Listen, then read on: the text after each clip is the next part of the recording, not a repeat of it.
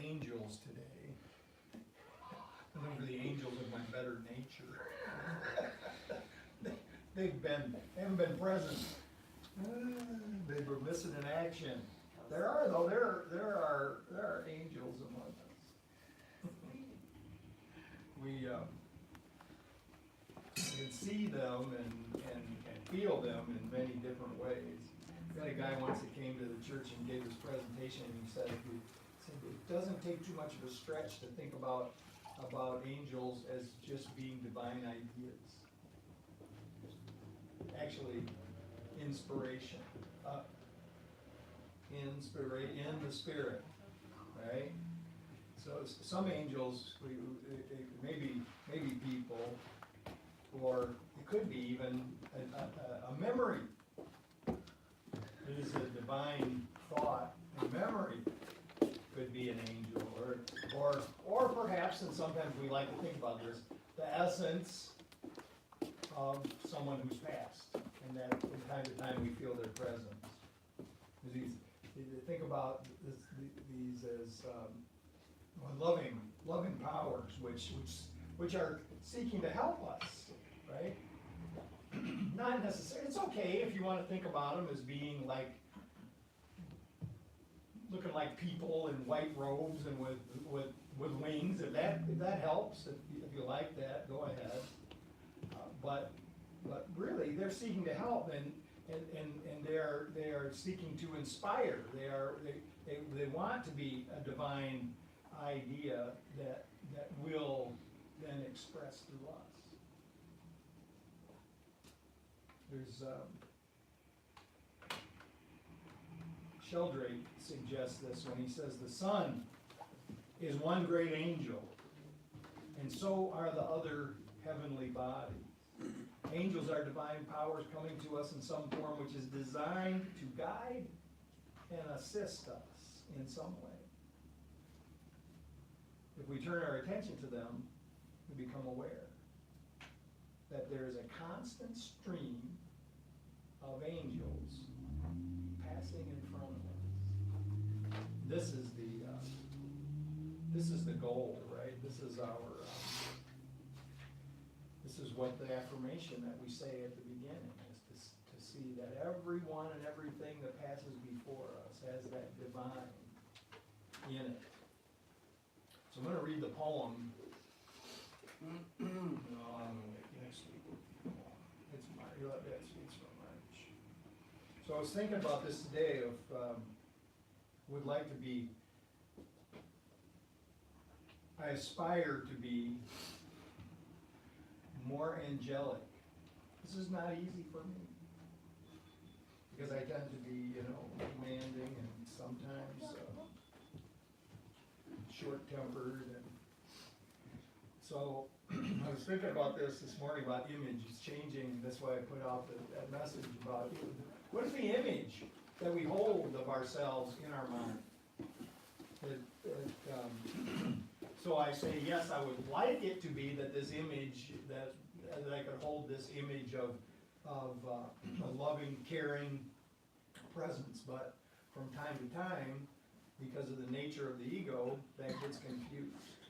It gets covered over, it gets obscured. So I was writing this morning about this, that going like almost sometimes madly swinging from a perspective of feeling inferior to feeling superior, and that this is a crazy state of mind. And sometimes it's extreme, but sometimes it's not. You don't even notice. So I would be feeling maybe somewhat bad about myself or my behavior, my thoughts, and then I find that my focus changes to be looking at someone else and noticing really how bad they are. And then to comfort myself from the previous image that I held in my mind of myself, I would say, well, I would never do anything like that. And this is the ego just bouncing back and forth. But this morning, I was thinking about this, and I was saying, well, what is this? What are the wise people from the past? What have they said about this this self-image, and what the heck is it? And I found in the Bible, I found a couple of things that really kind of stood out for me. And here it says, in Ephesians, it says, He chose us in Him before the creation of the world to be holy and blameless in His sight. How did this get forgotten? Huh? Paul is particularly inspired in this particular passage here. He says, in love, He predestined us for adoption to sonship through the Christ in accordance with His will. So, and it says, before creation of the world. And I like this. I like to think sometimes, when you question an author about the meaning of something that they have written, especially if it's spiritual literature, and you say, it seems to me that this means this particular thing, and then they might say to you, oh no, that's not what I meant. But it doesn't matter, because when we're like letting ourselves be inspired as we write, the things that we write will have different meanings to different people on different days, and even a different meaning if we go back and read it, even a different meaning to ourselves on different days. These things seem to mold themselves around the events that are happening right now. But he says, before the creation of the world. And so this lines itself up very nicely with the Course in Miracles, which is saying that we were one in God before the world. And then Paul says, and that was in accordance with God's pleasure and will. God bless you. God bless you. So here's what Hafiz has to say about it.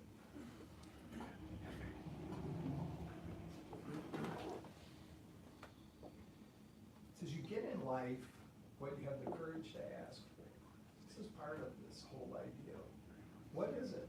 This is so much part of my image of who I am, because who I am is very much dependent upon what it is that I'm asking for in life. And then I notice, these are the things that I'm pursuing. These are the desires that I am after. He says, for I have learned that every heart will get what it prays for most.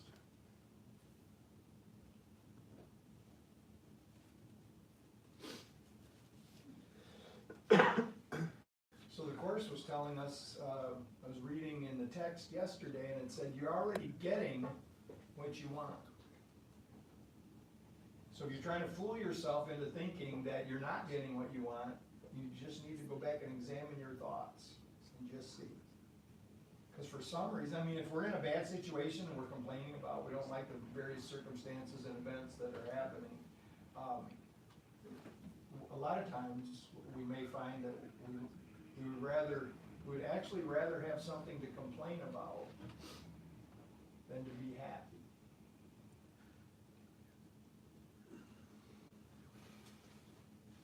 Hafiz says here, he says, just for one day, just try to do this for one day.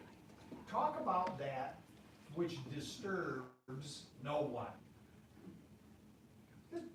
I was thinking about that. I said, I don't know if I could go a whole day. I might be able to go an hour or so. If I put my attention on it. He says this wonderful thing. He says, put your worries aside. Now that all your worry has proved to be such an unlucrative business, why not find a better job? So just think about this and how we're like caught up in worry and fear about maybe our own inadequacy, maybe that things aren't going the way that we expect, and so what do? We worry about it. And I had a teacher years ago who said, that's a prayer, you know. That's a prayer, that worry. And then you're praying for that. Job found that too. He said, oh, that which I feared has come upon me. Oh, Lord.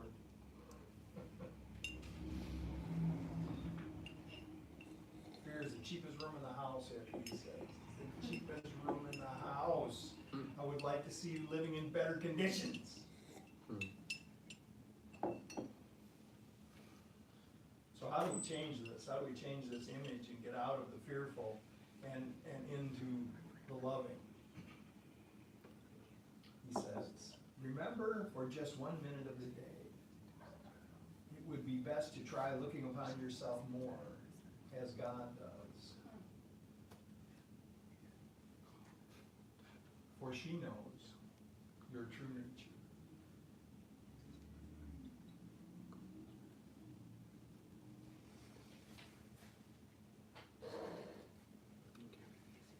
So who are we? The meditation for tomorrow says that we are eternal being, that we are spirit, and that spirit is ageless, and that the enduring nature of love is a comfort, and can be a comfort to us if we just put our attention upon it. We can offer that comfort to ourselves anytime we start to feel that anxiety, remembering this is not me. Whatever it is that I'm feeling right now, this is just a passing thought. It is a passing thought which triggered a feeling. Let me change the thought. Let me be a comfort to myself and all those around me. And then to realize that every gift of love that we give the gift to those around us, it comes to us instantly, simultaneously. And that gift rises above the flow of time. When we give love, we get a higher vantage point where we can see past, present, and future as a single stream. This love is surging in all directions, through all dimensions. Timeless, eternal. Move us forward toward our return to our original state. The extension of our true self, to remember our true self and then put it out there. What do they say? Let your light shine. Let your light shine. Extension of our true self overcomes all the seeming boundaries of space and time. This is how we become time travelers. Momentarily suspending material laws. This is a radical change in perspective brought about by forgiveness. This forgiveness has the power to manipulate time, communicating love to all life. What about this? To communicate love to all life, everywhere, and every when.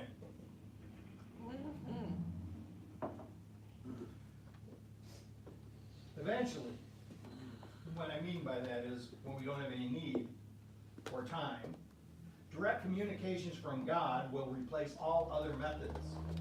This is our vision of where we're going. We're returning to the timeless kingdom of heaven. And Hafiz says, don't look back. You're on this journey. Do not look back. He says, what do sad people have in common? It seems that they have built a shrine to the past and often go there and do a strange wail and worship. What is the beginning of happiness? It is to stop being so religious like that. And right now, we are where we are. There's no use in saying, I wish I was somewhere else, or if only this or that or the other thing would occur. We are right now, and so it's a trite saying that you hear many times. You are exactly where you need to be. This does not mean that there is some kind of fixed destiny sort of thing happening in the material world. You're exactly where you need to be because wherever you are needed. The place where you are right now, God circled on a map for you. And this is idea that, so we use free will to move here or there, to do this or that. And what this is actually saying is, no matter which choice you make, that point then where you find yourself, that's where God is too. And that is where the next opportunity for good is too. So we find ourselves in this position where these ideas start to come to us that say, you know what, I am more. I am actually more than this body that has been just continually seeking to get more stuff for the body. And more escape for the mind that seems today, if you just look at it, every device out there is designed to try to escape from the present moment. But that really what's going on is that everything that we do, everything that is ours to do is sacred. So in this, then you start thinking, well, listen, I don't know about that, because I remember I've been doing some things that may not be sacred. Well, Hafiz says, he says, every desire of your body is holy. The Course says it's like a symbol for trying to return to the oneness that is lost, right? He says, dear one, why wait until you are dying to discover the divine truth? Now is the time to know that all that you do is sacred. So here would be the idea. If you think that what you're doing is not, just bring that idea into the doing.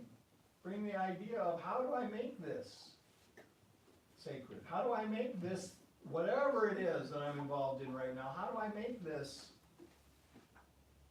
holy? How do I make this an extension of love?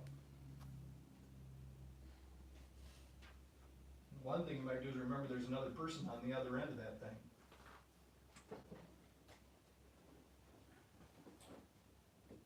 Your words give life to your life. So this is, everything that we say is going into this, the way that we see ourselves. Because we hear our own words. Others hear it too, yes. And we could say the universe hears it. And our words go out and then return to us in some kind of manifestation. But, and this is what Hafiz says. He says, what we speak becomes the house we live in. And we do have to live with it. And this is the effect. This is the cause. The cause is either going to be fear or love. And so when our words are fearful, we're building a scary house. Oh, haunted house, if you will. Excuse me. But forgiveness heals all of this. This is what we're trying to do. We're trying to forgive the image of ourselves as being that alternate thing of being less than or more than. Try to forgive that image that we hold of ourselves and see through to the truth. So this forgiveness heals all of it. It heals all wounds. It heals the image that we hold of ourselves, and it heals the image of the person that we think we may have harmed. It does not discriminate by levels or by perceived scale. Every single sin, if you will, in our mind that has been projected onto the world can be corrected. Now, you could right now think of a few things that may seem very hard or even impossible to correct. But what this is saying is that in spirit it can all be corrected. Can all be corrected. Doesn't matter how serious it seems. Think about this quote. All things are possible. All things are possible to those who love God. And this means that by extending the love that is in us, we are able to accomplish all things. If you don't want to think about it in terms of infinity right now, just think about it as all the things you have to do today. Just extend love to everything you have to do today. You'll be able to accomplish all of it. So, but it doesn't matter, really, what the need is. Love will satisfy the need. Fear will never. Love will always satisfy the need. So changing our perspective is moving from one point of view to another. And this is the essence of healing all of this error thinking. So we need to change out where we're standing. We need to move from this place to that place. This erroneous thought is the cause of all the error. So these ego thoughts are spinning themselves together in this belief system that in turn it loops out related thoughts that trigger fearful feelings that then encourage hurtful words and actions. And all of this misapplication of creative powers, and this is when the Course says we make something as opposed to we create something. When we make something, that's talking about a projection of fear, that is the misapplication of these creative powers that we have. And it turns into further suffering, which of course further entrenches the belief system. Because that's what we're seeing. We're seeing the suffering. The effect of the fear is more suffering. So fear is looking like a cause here. It's really an effect of the belief system, but it looks like a cause, and it causes suffering, which in turn spins itself out into more fearful outlook of what's happening in the world. We can stop it right now by just seeing right through the error and straight into this heart of love. That this is not some mystical thing.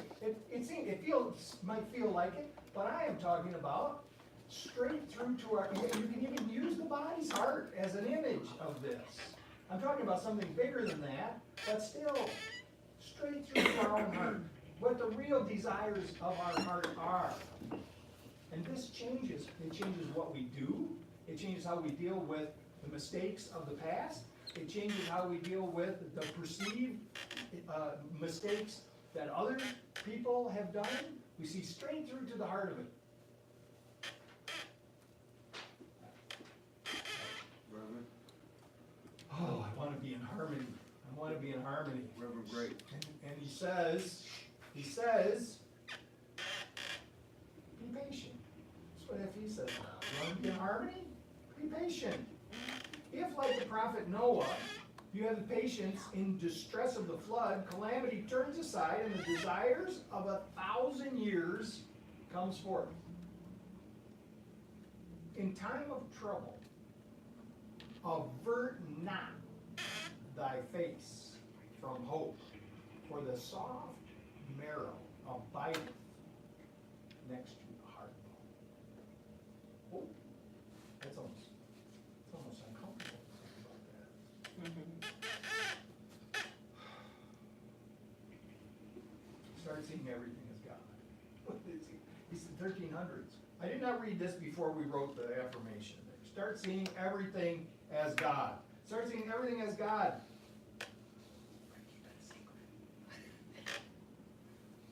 So here is like the same saying that Jesus was talking about, is cast not your pearls before swine.